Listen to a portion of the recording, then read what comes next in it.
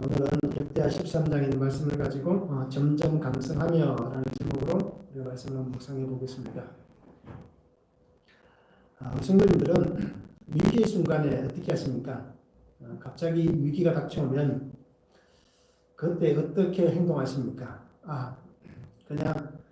이걸 그냥 받아들입니까? 아니면 그것을 극복하고 해결하기 위해서 우리가 어떤 조치를 취합니까? 아마 대부분 사람들이 위기 앞에서 그냥 그걸 순순히 받아들이는 분들은 없을 거예요. 그죠? 힘들고 어려운 일이 생길 때에 어떻게든 이것을 극복하고 해결하기 위해서 우리가 발버둥을 칩니다.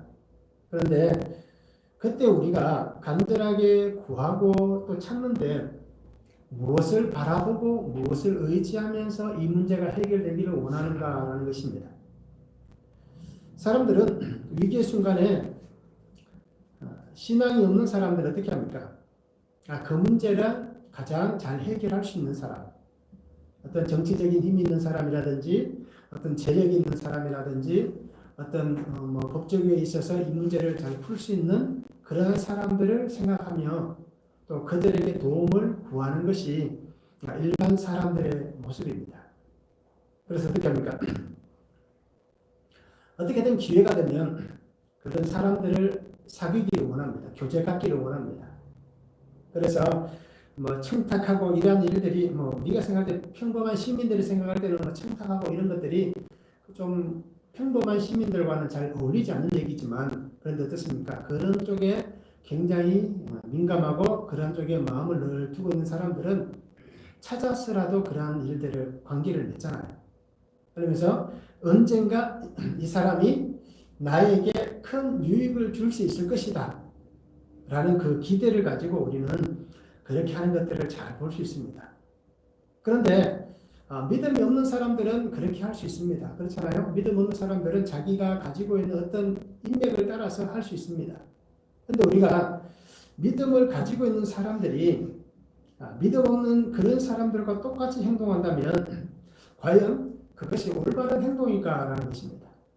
우리가 하나님을 믿고 하나님을 의지하며 살아가는 사람이 하나님이 아닌 그런 세상적인 것들을 더 생각하고 그런 것들에 마음을 두고 기대를 한다면 과연 그 사람의 신앙을 가지고 우리가 정말 하나님만 향하는 전적으로 하나님만 의지하는 하나님만 믿는 사람이다 라고 얘기할 수 있겠냐라는 것입니다.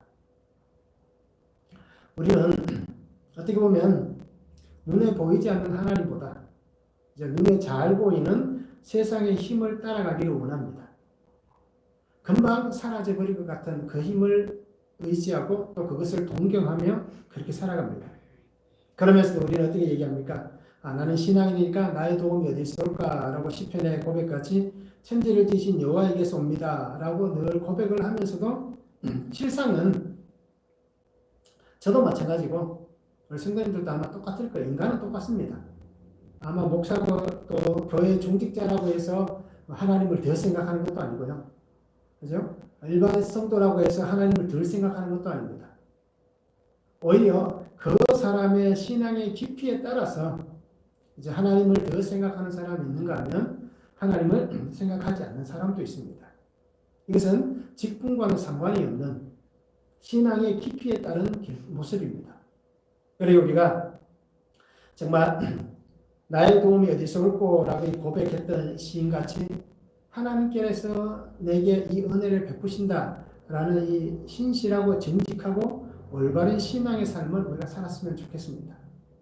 그리고 매일매일 우리가 말씀을 묵상하시면서 그 소망을 하나님께 두시기 바랍니다. 그리고 하나님을 의지하고 따라가는 그러한 삶이 되었으면 참 좋겠습니다.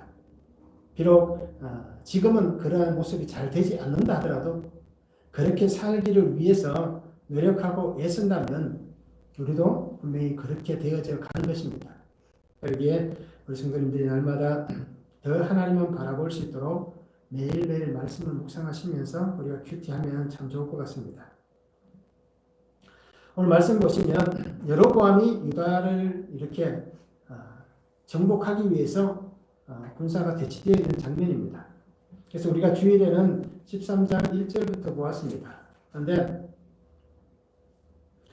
아비야가 그 백성들 앞에서 굉장히 크게 소리쳤잖아요. 다윗에게 허락하셨던 그 언약, 소금 언약을 여러분들이 잊지 않았으면 좋겠다. 어떻게 당신들이 이렇게 할 수 있느냐? 라고 그렇게 외쳤습니다. 그런데 오늘 13절부터 보면 어떻습니까? 여로보암이 유다의 뒤에 복병을 두었습니다. 그리고는 그들이 앞에도 있고 자기들 뒤에도 있는 그 모습을 본 유다 사람들이 어떻게 합니까? 하나님께 부르짖고 제사장들은 나팔을 불었다라고 얘기합니다. 근데 그때 하나님께서 어떻게 합니까? 그 백성들의 부르짖음, 그 소리를 들으시고 하나님께서 여로보암을 치셨습니다. 그리고는 유다가 승리하게 해주셨습니다. 그런데 오늘 성경은 뭐라고 얘기합니까? 그들이 승리할 수 있었던 것은 바로 그들의 조상의 하나님을 의지했기 때문이다 라고 성경은 분명하게 말씀해 주시고 있습니다. 그러면서 여로보암은 하나님께서 치셔서 죽었고 아비야는 점점 강성하여져 갔다라고 오늘 성경은 말씀합니다. 첫 번째 보시면 하나님께 부르짖는 모습이 나옵니다. 13절에서 14절에 보면 여로보암이 유다의 뒤를 둘러 복병하였으므로 그 앞에는 이스라엘 사람들이 있고 그 뒤에는 복병이 있는지라. 유다 사람이 뒤를 돌아보고 자기 앞뒤의 적병으로 말미암아 여호와께 부르짖고 제사장들은 나팔을 부니라 라고 말씀합니다. 전쟁터에 나와서 이렇게 적을 대합니다. 그런데 분명히 상대가 우리보다 2배나 많은 숫자입니다. 80만 명이나 되는 엄청난 숫자가 지금 나와 있습니다. 그런데 그 숫자가 앞에만 다 있는 게 아니라 눈에 보이지 않았습니다. 처음에는 그냥 앞에 정면을 대하고 있으니까 보이지 않았습니다. 그런데 돌아보고 그 주위를 자세히 들여다보니까 전쟁이 이제 곧 발발할 것 같은 그 상황에서 주위를 둘러보니까 어떤 일이 벌어졌습니까? 자기의 뒤에도 북쪽 이스라엘 군사가 매복하고 있는 것이 보여졌습니다. 매복을 왜 하겠습니까? 숫자가 많은도 매복을 했습니다.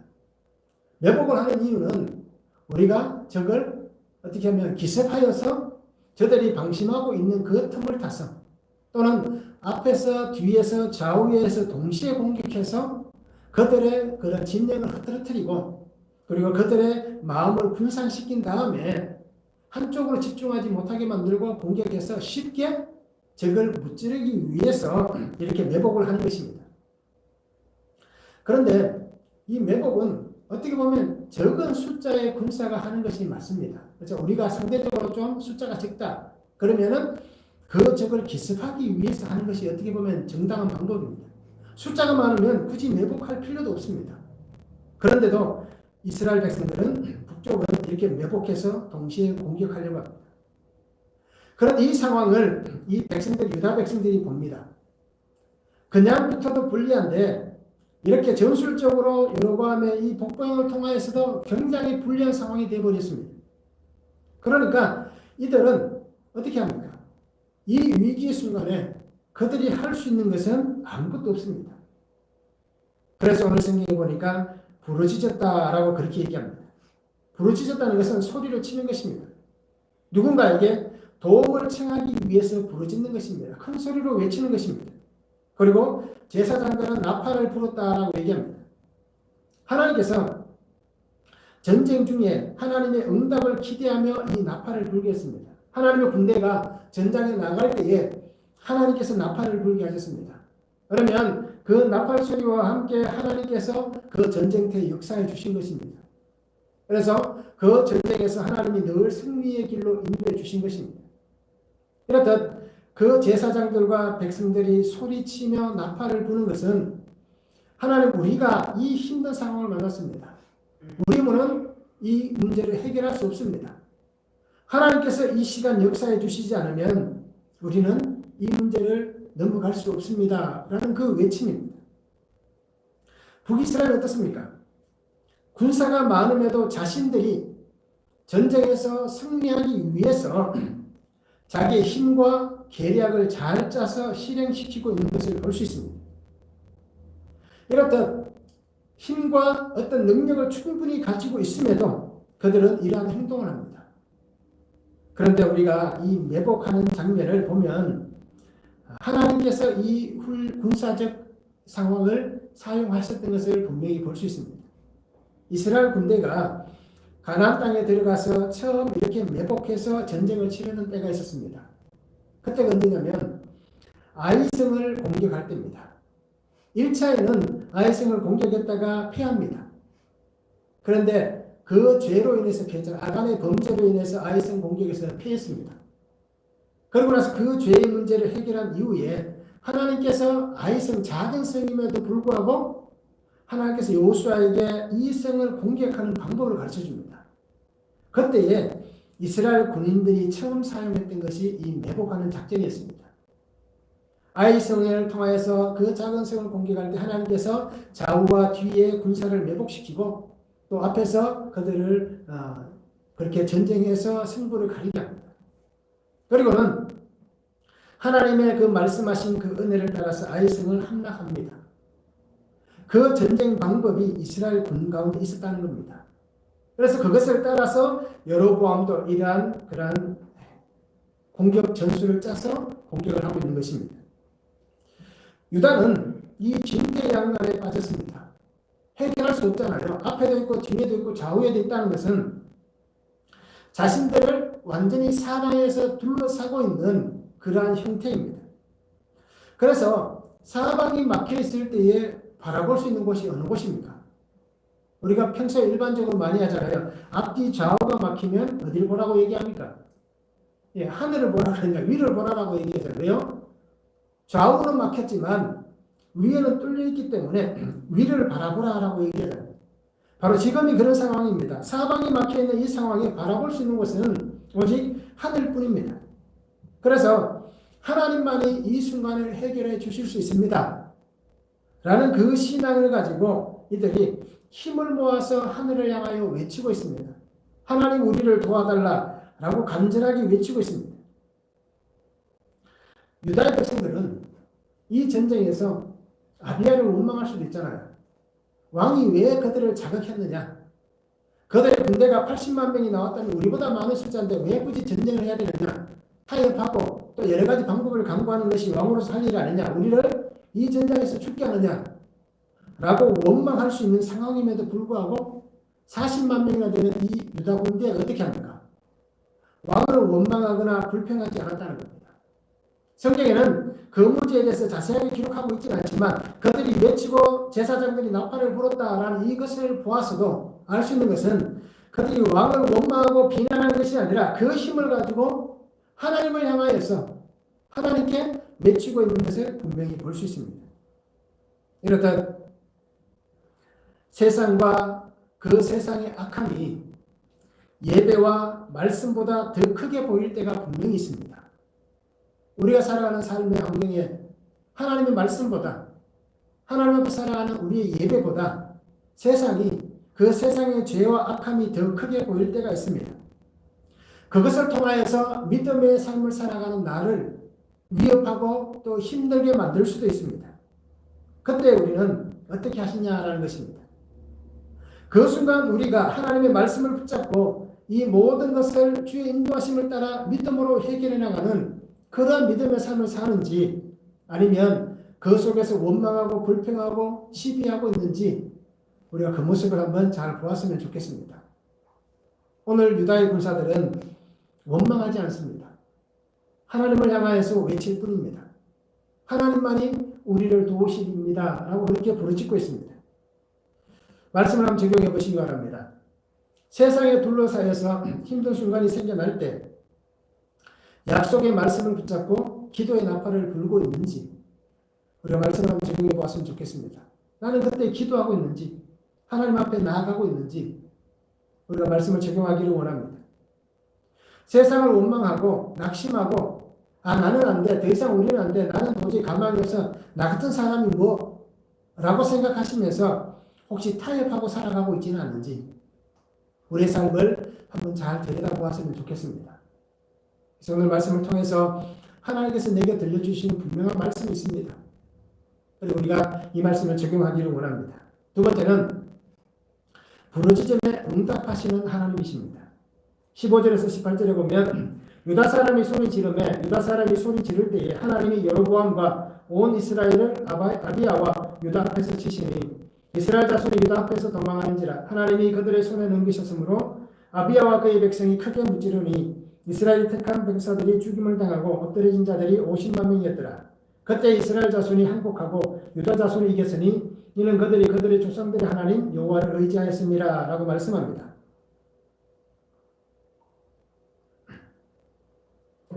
유다의 군사들이 그 백성들이 간절하게 하나님 앞에 부르짖을 때에 하나님께서 응답해 주셨다라고 말씀합니다.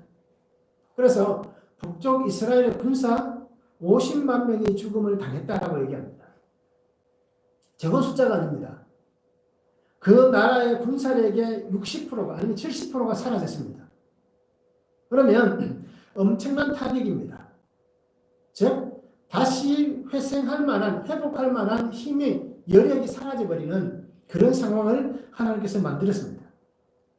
하나님께서 아비야와 그 유다 앞에서 여로보암과 온 이스라엘을 치셨다라고 그렇게 말씀해 주시고 있습니다. 전쟁에서 승리할 수 있었던 비결이 있습니다. 그래서 오늘 18절의 말씀같이 그들이 그들의 조상들의 하나님 여호와를 의지하였습니다. 역대기를 기록한 이 기자가 분명히 밝히는 것은 아비야와 그 군대가 싸움을 잘했다. 그들이 북쪽 이스라엘 군사보다 군사력이 좋았다. 그들이 좋은 무기를 가졌다. 그들이 전술이 뛰어났다. 라고 얘기하는 것이 아니라 그들이 그들의 조상들의 하나님 여호와를 의지하였기 때문에 이 전쟁에서 승리했다라고 얘기합니다. 오늘 성경은 분명히 얘기하잖아요. 전쟁에서 승리할 수 있었던 것은 오직 하나님만을 의지했기 때문이다 라고 분명하게 선언하고 있습니다.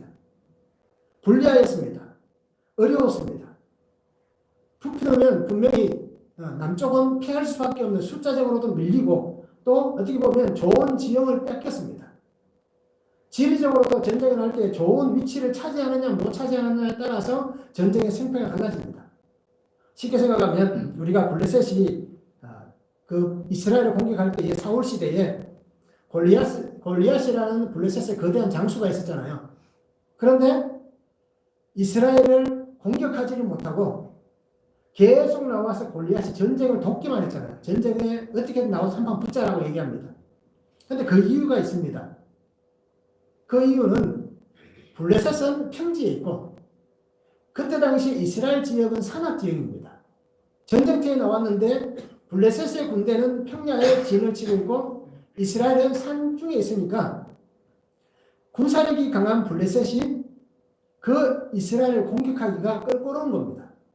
자기들보다 높은 위치에 있고 군사적으로도 불리한 위치뿐 아니라 그들이 공격해도 쉽게 정복할 수 없는 산악지역 가운데 군대가 있기 때문에 쉽게 공격을 못하는 거예요. 그러니까 내려와서 한판 붙자, 계속해서 내려오라고 얘기하는 거예요. 바로 그런 상황이 어떻게 보면 북이스라엘과 남유다의 이 전쟁의 모습입니다. 그런데 어떻게 합니까? 하나님을 의지하였더니만 불리한 그 환경 속에서 그 백성들의 부르짖음에 하나님께서 그들에게 응답해 주신 것입니다. 그런데 오늘 이 외침의 소리가 어떤 소리냐라는 것을 분명히 보시기 바랍니다. 백성들이 두려워서, 무서워서, 고통스러워서 비명을 질렀다라는 것이 아니라 이 외침은 하나님께서 우리 가운데 은혜를 베푸셔서 우리가 이 전쟁에서 승리할 수 있다라는 어떻게 보면 강력한 그 믿음 안에서 외치는 승리의 함성이었습니다. 두려워서 지르는 소리와 그 속에 희망과 용기를 가지고 외치는 소리의 차이는 분명히 다릅니다. 그래서 이들의 외침은 진격의 함성이었다라고 해석을 해주고 있습니다. 우리가 잘 아는 사무엘상 17장 47절에 보면 다윗이 이렇게도 얘기하잖아요. 또 여호와의 구원하심이 칼과 창이 있지 아니함을 이 무리에게 알게 하리라. 전쟁은 여호와께 속한 것인즉 그가 너희를 우리 손에 넘기시리라. 골리앗 앞에서 다윗이 한 얘기입니다. 하나님께서 너희를 우리 손에 넘겨주실 것이다. 하나님을 의지하며 나아가는 이 다윗의 고백입니다. 하나님께서 행하실 일이기 때문에 누구도 하나님을 대적하여 이겨낼 수 없다라는 이 신앙의 고백이 담겨 있습니다. 그래서 골리앗이 아무리 힘이 있어도 이제 오늘 북쪽 이스라엘 여로보암이 아무리 좋은 계략을 세워도 그것을 막아버리는 하나님이 있으면, 힘이 있고 뛰어난 자질을 갖추었다 할지라도, 승리의 묘책을 가지고 있다 할지라도 하나님의 손에 의해서 이 전쟁이 결정된다라는 것입니다. 그래서 하나님께서 다스리시는 그 권능 안에 이루어진다라는 것을 오늘 말씀해 주시고 있습니다. 여호수아 6장 16절에도 보면 일곱 번째 제사장들이 나팔을 불 때에 여호수아가 백성에게 이르되 외치라 여호와께서 너희에게 이 성을 주셨느니라 라고 말씀합니다. 그 여리고성 7바퀴 돈 마지막 날, 그날도 그 나팔을 불고 외칠 때에 그것은 진격의 함성이었습니다. 하나님께서 우리에게 이 성을 주셨다. 그러게 하나님의 말씀을 따라서 그들이 외친 것입니다. 나팔을 불게 한 것입니다. 그 소리가 그냥 두려워서 무서워서 외치는 그 조용한 소리가 아니라 승리의 그 함성을 분명히 보여주고 있습니다. 사사기 7장 19절에서 20절에 보면 기드온과 그와 함께한 100명이 이경초의 진영 근처에 이른즉 바로 파수꾼들을 교대한 때라. 그들이 나팔을 불며 손에 가졌던 항아리를 부수니라. 세대가 나팔을 불며 항아리를 부수고 왼손에 횃불을 들고 오른손에 나팔을 들어 불며 외쳐 이르되 여호와와 기드온의 칼이다 라고 외칩니다. 300용사에 대해서 얘기하잖아요. 이 기드온의 300용사의 외침도 바로 이 진격의 함성입니다. 이 수많은 어떻게 보면 미디안 군대들, 그들과 싸워서 300명은 우리가 알듯이 계란으로 바위치기도 안 되는 겁니다. 계란도 아닌 거예요, 그것은. 그런데 어떻습니까? 그 전쟁에서 하나님께서 이 300명의 용사를 통해서 미디안 군사 10만이 넘는, 12만 명이 넘는 그 군사를 죽였습니다. 이것은 상상할 수도 없는 일입니다. 바로 그들의 외침, 이 부르짖음의 소리를 통해서 하나님께서 적들이 어떻게 보면 이 미디안의 군사가 서로 치게 만들었습니다. 성경에 보면 그 나팔 소리, 그 횃불, 그 항아리 깨지는 소리를 통해서 그 적들이 서로 치게 했습니다. 이것은 하나님께서 그렇게 만들어 가신 것입니다. 그러면서 어떤 일이 벌어졌습니까? 그 기드온 때에 그 땅에 40년 동안 평온하였다라고 성경은 말씀합니다. 기드온의 시대에 40년 동안 하나님께서 평안을 주셨다라고 말씀합니다. 북이스라엘보다 약한 자신들의 환경을 도우실 분은 오직 하나님밖에 없다는 것입니다. 그래서 그들은 남유다는 특별히 예배의 자리, 그 말씀의 자리를 지키기 위해서 나온 것입니다. 하나님께서 우리에게 주신 이 성전, 하나님 앞에 예배하는 이 처소를 우리가 빼앗기지 않기 위해서, 하나님 이곳이 무너지지 않기 위해서 우리가 나왔습니다. 라는 그 신앙의 그림들이었습니다. 그러기에 그들은 예배의 자리에서, 말씀의 자리에서 끝까지 하나님만 의지하고 하나님만 바라보고 있다라는 것입니다. 그러기에 어떻게 보면 더 간절함을 가지고 그들이 외칠 수 있었습니다. 솔로몬이 성전 봉헌을 하면서 그렇게 기도했잖아요. 이 백성이 전쟁터에 나가서 또는 전쟁터에 나갈 때에 하나님을 향하여서 손을 들고 성전을 향하여 손을 들고 기도할 때에 계신 곳 그곳에서 하나님 응답해 달라라고 기도했잖아요. 그렇듯 이 남유다의 군사들이 아비야와 함께 이 백성들이 나아가면서 그 전쟁 앞에서 하나님 앞에 부르짖을 때에 하나님께서 솔로몬에게 그 기도할 때 응답하셨던 것 같이 오늘 그 시간이 지난 지금도 하나님은 동일하게 역사해 주시고 있다라는 것입니다.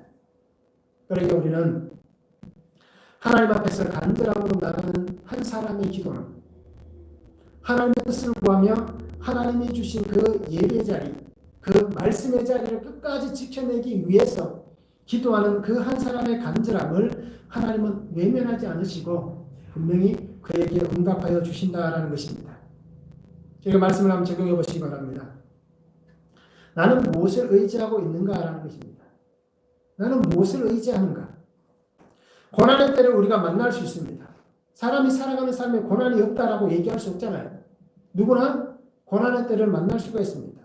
그러면 이 고난의 때를 만났을 때에 나는 정말 예수 그리스도만을 믿고 의지하고 있는지, 나의 주님이시여 나의 하나님이십니다 라는 이 도마의 고백같이 정말 내가 예수 그리스도만 믿고 의지하고 있는지 우리가 말씀을 한번 적용해 보시기 바랍니다. 또 하나는 영적 전쟁에서 나는 믿음의 조상들과 같이 하나님을 의지하는 삶을 보여줄 수 있는가라는 것입니다. 우리가 살아가는 삶은 영적 전쟁터잖아요. 그러면 내가 혹시라도 믿음의 삶을 살아오면서 나는 우리 부모님에게서 또는 믿음의 선배들에게서 이 오늘 성경에 나와 있는 같이 조상들의 하나님 여호와를 의지했다는 이 말씀 같이 그들에게서 이러한 믿음의 삶을 보지 못했다면 나도 그렇게 살아야겠습니까? 아니잖아요.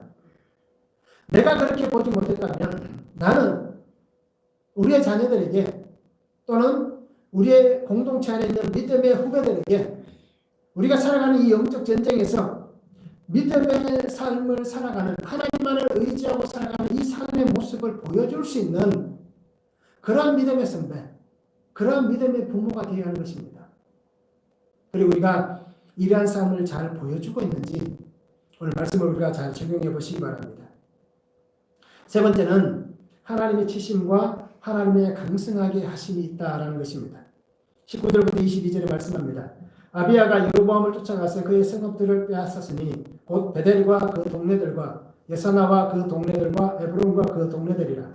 아비야 때 여로보암이 다시 강성하지 못하고 여호와의 치심을 입어 죽었고 아비야는 점점 강성하며 아내 14을 거느려 아들 22과 딸 16을 낳았더라. 아비야의 남은 사적과 그의 행위와 그의 말은 선지자 이도의 주석책에 기록되니라 라고 말씀합니다. 하나님의 전쟁에서 하나님은 이 전쟁이 누구에게나 있게 하십니다. 그렇잖아요? 오늘같이 우리가 살아가는 육적 전쟁은 없다 하더라도 그러나 우리가 영적 전쟁을 하는 사람들이기 때문에 우리에게 누구나 전쟁이 있습니다. 그런데 그 전쟁에서 패하게 하실 수도 있고 승리하게 하실 수도 있습니다. 다윗의 고백같이 그것은 하나님에게 있기 때문입니다. 그런데 중요한 것은 뭡니까? 하나님께서 나를 도우셔서 승리하게 하신다면 우리는 어떻게 해야 되는가라는 것입니다. 오늘 말씀을 이렇게 얘기합니다. 하나님께서 스스로 강성하여져서 자기의 힘과 방법을 의지하고 그 삶을 따라가면서 하나님을 떠났던 여로보암의 죄를 끊으셨습니다. 그래서 오늘 성경에 보니까 베델과 그 동네들이라고 표현하잖아요. 유다가 성을 빼앗았습니다. 베델은 유다의 경계 지역에 있는 자리입니다. 그래서 우리가 북쪽 이스라엘이 우상을 세울 때 베델과 단이다라고 얘기하잖아요. 그러나 이 베델은 북쪽 이스라엘 지역에 있어서는 가장 남쪽 지역이고 단은 가장 북쪽 지역입니다. 즉 유다에서 보면 베델은 북쪽이고 그렇습니다. 그러기에 이 전쟁에서 승리함을 통하여서 이 베델을 빼앗은 거예요. 그런데 이 말씀 속에 중요한 하나님의 은혜가 들어가 있습니다. 하나님께서는 이 베델을 정복함을 통해서 하나님의 주권이 또 하나님의 주시는 은혜가 하나님 안에서 살아가는 삶이 하나님의 백성의 삶이 되게 하시는 그 은혜를 드러내시고 있습니다. 베델은 하나님의 자리입니다. 베델하면 누가 가장 먼저 떠오르는 사람이 누가 있습니까? 한 사람 있잖아요. 야곱. 야곱이 외삼촌 라반의 집으로 가면서 그 루스 땅에서 잠을 잘 때에 그 자리에서 꿈을 꾼 다음에 그곳을 뭐라고 얘기합니까? 베델, 하나님의 떡집이라고 집을 짓잖아요. 이름을 짓잖아요. 하나님이 나를 함께 하시고 내게 은혜 베푸셨던 그 자리, 그곳이 베델이었습니다. 그러기에 이스라엘 민족에게 있어서 이 베델은 굉장히 신앙적 은혜의 자리였습니다. 그런데 그곳을 여로보암이 어떻게 만들었습니까? 우상의 자리를 만들어버린 거예요. 그런데 하나님께서 이 유다가 승리하게 하심을 통하여서 빼앗겼던 그 베델, 잃어버렸던 베델, 신앙의 어떤 영적 흐름이 있는 은혜가 흐르는 하나님의 그 임재하셨던 영적 흐름이 있는 그 자리를 잃어버렸던 그 자리를 하나님께서 회복시키심을 통하여서 하나님께서 하나님의 주권이 하나님의 그 권능이 하나님의 은혜 안에 살아가는 백성들의 삶 가운데 드러나게 하시는 그 은혜를 이 베델을 빼앗음을 통하여서 다시 보여주고 있다는 것입니다. 하나님은 전쟁을 통하여서 하나님을 대적하는 자의 삶을 심판하셨습니다. 그리고 그의 악함의 근원을 끊어버렸습니다. 여로보암은 전쟁에 패한 후에 하나님께서 치셔서 죽었다라고 오늘 역대기는 기록합니다. 하나님의 약속을 받았습니다. 한 나라를 다스린다는 것, 열지파를 통해서 한 나라를 다스린다는 것, 이것은 하나님의 축복이었습니다. 하나님의 세움을 입었음에도 불구하고 그는 하나님을 떠나버렸습니다. 그리고는 자신이 그 죄의 길로 가는 것뿐 아니라 그 하나님의 사람들을 죄의 길로 이끌었고 하나님의 예비했던 그 자리, 영적 은혜의 흐름이 있는 그 자리를 하나님에게서 뺏고 자기의 죄가 만연한 그 삶의 자리를 만들어버렸습니다. 그래서 그 여로보암의 삶의 결론은 무엇입니까? 하나님이 치셔서 죽었다라는 것이 그의 삶의 결론입니다. 그런데 열왕기상 14장 20절에 보면 여로보암이 왕이 된 지 22년이라 그의 조상들과 함께 자매 그의 아들 나답이 대신하여 왕이 되니라 라고 말씀합니다. 열왕기와 역대기의 기록은 조금 차이가 있잖아요. 열왕기에는 그냥 그 조상들과 함께 잤다.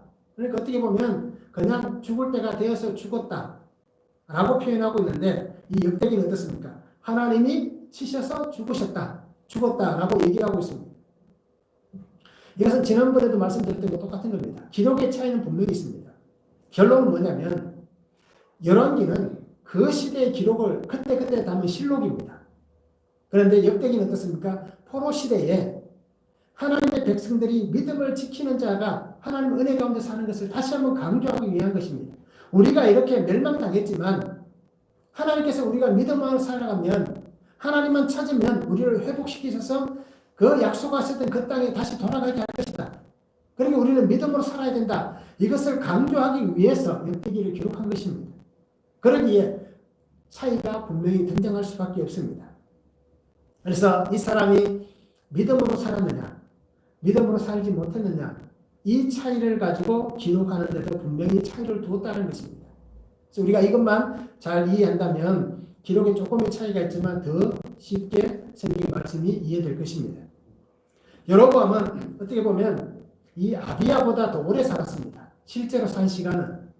그래서 아비야의 아들이었던 아사가 왕이 된 3년 뒤에 이 여로보암은 죽습니다. 그런데 오늘 성경이 어떻게 얘기합니까? 하나님이 그를 치심에 그가 죽었다라고 이렇게 표현을 해주고 있는 것입니다. 하나님을 대적한 자는 결국 하나님께서 심판하시고 그의 삶이 다시는 회복될 수 없는 회복불능의 삶이 되게 하신다라는 것입니다. 오늘 우리는 분명히 기억하시기 바랍니다. 하나님을 대적한 자는 이렇게 치시고 그런데 반대로 하나님을 의지하고 하나님 앞에 있는 자는 오늘 성경같이 어떻게 합니까? 아비야는 점점 강성하며 라고 말씀합니다. 우리가 생각할 때에 이 왕이 되어서 3년밖에 살지 않았는데 그가 강성했다라고 얘기하면 조금 어떻게 보면 이해가 되지 않을 수 있습니다. 그가 살아오면서 왕이 된 기간은 짧습니다. 오늘 성경이 어떻게 얘기합니까? 왕이 돼서 살면서 14 아내 14을 거느렸고 아들 22과 딸 16을 낳았다라는 것은 왕이 되기 이전부터 그가 평생에 걸쳐서 살아왔던 것을 표현한 겁니다. 그러면서 그의 강성함, 견고해지고 튼튼해졌다. 그가 굉장히 강화되었다라고 표현한 것은 이 아비야만을 두고 얘기한 것이 아니라 오늘 성경은 그 아들 아사까지 연결하여서 이 점점 강성하며라고 표현하고 있는 장면이라고 우리가 해석하는 것이 어떻게 보면 조금 더 이해가 잘 되고 쉽게 받아들일 수 있는 해석이다라고 볼 수 있습니다. 그래서 하나님께서는 그의 삶을 통해서 그 아들에게까지 연결되어지는 그 은혜를 주시고 있습니다. 아사의 삶을 통해서 보면 점점 더 강성해져 갔다라는 것을 우리가 더 쉽게 이해할 수 있습니다. 그래서 역대하 14장 오늘 말씀 뒷부분 2절에서 5절에 보면 아사가 그의 하나님 여호와 보시기에 성과 정의를 행하여 이방 제단과 산당을 없애고 주상을 깨뜨리며 아세라상을 찍고 유다 사람에게 명하여 그 조상들의 하나님 여호와를 찾게 하며 그의 율법과 명령을 행하게 하고 또 유다 모든 성읍에서 산당과 태양상을 없애며 나라가 그 앞에서 평안함을 누리니라 라고 말씀합니다. 그 아들 때에 어떻습니까? 신앙의 개혁을 이룹니다. 우상을 깨뜨리고 산당을 없애고 정말 하지 못했던 아버지와 할아버지도 하지 못했던 어떻게 보면 솔로몬 때부터 계속 내려왔던 이 우상의 죄악들이 그 아사 때에 하나님께서 끊어내게 하시고 하나님의 말씀과 율법으로 새롭게 개혁하게 하시는 그 은혜를 주시고 있습니다. 그래서 이 아비야 때에 강성하였다는 것은 제가 생각할 때는 그 아비야보다는 하나님께서 그 아들 아사 때를 거쳐가면서 그 나라가 더 강성하게 하시고 하나님이 세워주시는 그 믿음의 후사, 영적 후사가 더 확고하게 세워져가는 그 믿음이 튼튼해지는 그 은혜를 하나님께서 주시고 있다라고 해석해 볼 수 있다는 것입니다. 그리고 오늘 우리는 이 말씀을 보시면서 나를 통하여서 하나님이 더 강성하게 하신 은혜도 참 좋습니다. 그렇잖아요. 나의 때도 강성한 것이 참 좋습니다. 그런데 더 좋은 것은 나의 때도 강성하지만 나의 뒤의 때, 우리의 자녀들 때에 하나님께서 이 계명을 사랑하는 자에게는 천대까지 은혜를 베푸신다라고 말씀하셨던 그 약속대로 다윗의 등불이 꺼지지 않고 이어지게 하시는 그 은혜같이 우리의 자녀들, 그 자녀들 때에 내려가면 내려갈수록 더 강성해지는 이 은혜를 받는 것이 어떻게 보면 오늘 나에게 더 큰 하나님의 축복이다라는 것입니다. 그리고 오늘 우리는 하나님께서 강성하게 하셔서 이 은혜 안에서 다윗에게 주셨던 이 등불이 나에게도 우리의 가정에 있어서도 우리의 자녀들에게 있어서도 이 등불이 하나님의 은혜 안에 계속해서 세워가지는 등불을 두시는 하나님의 은혜 가운데 거할 수 있는 귀한 성도들의 삶이 되었으면 참 좋겠습니다. 말씀을 한번 적용해 보시기 바랍니다. 하나님께서 나를 치시는 사건이 나를 살리려는 구원의 사건임이 깨달아지는가라는 것입니다. 우리가 죄를 고백합니다. 우리 말씀을 늘 묵상하시면서 죄를 보라고 얘기하잖아요. 그 말씀 속에서 내 죄가 보여져야 된다고 말씀하잖아요. 그 사건이 왔을 때에 이 사건 때문에 하나님이 나를 구원하시는구나. 나를 죄에서 살리시는구나. 라는 그 믿음의 고백이 우리 안에 있어야 되는 것입니다. 이 말씀을 통해서 우리가 잘 적용해 보시기 바랍니다. 그리고 내가 지금 혹시 견고해지고 강성해져 가고 있다면 이 비밀이 하나님 안에 있는 그 믿음 안에 있음을 인정하시는가라는 것입니다. 내가 잘해서, 내가 멋있어서, 내가 하나님 앞에 봉사를 열심히 해서, 내가 예배를 빠지지 않고 참여해서 내가 이렇게 강성해져 간다 이게 아니라 하나님께서 내게 은혜 주셔서 하나님 안에서 나를 강성하게 하신다라는 이 은혜가 이 믿음 안에 이 강성함이 있는지 이것을 우리가 인정하고 있는지 말씀을 한번 잘 적용해 보았으면 좋겠습니다. 아비야와 여로보암의 삶과 그들이 행하는 모습에서 신앙의 삶과 비신앙의 삶의 모습이 분명히 달랐습니다. 결론이 다르게 나타납니다. 그런다고 해서 우리가 알듯이 아비야가 정말 믿음이 좋았던 사람도 아니잖아요. 분명히 성경은 얘기하잖아요. 그런데도 하나님은 어떻게 합니까? 이런 놀라운 결론을 보여주고 있습니다.